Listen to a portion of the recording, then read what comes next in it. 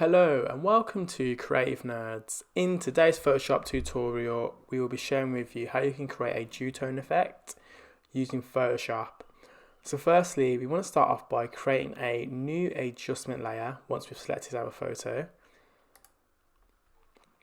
And we want it to be black and white. And then from there, we're then going to create another adjustment layer. And this time we're going to choose gradient.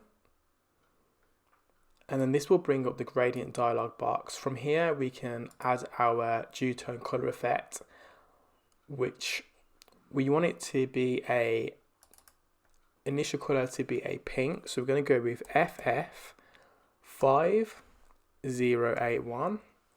And that's like a nice light pink. So that's okay. And then we want the gradient to transition into a yellow.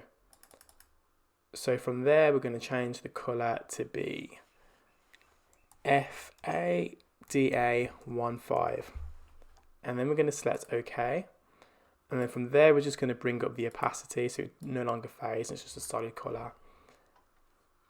And then from there we're going to select OK. We're going to keep the style as linear. We're going to choose the angle to be 90 and then select OK. And then we're going to change the blend mode on our gradient field to be multiply. And there you go, we've created a duotone color effect that you've seen, commonly used across Spotify's branding. And this looks really good and it's really quick to apply to photography projects in the future. I hope it's a technique that you've enjoyed learning and one that you can take forward to use in your own projects. Thanks for watching and stay tuned to Creative Nerds for further quick tips on how to use Photoshop.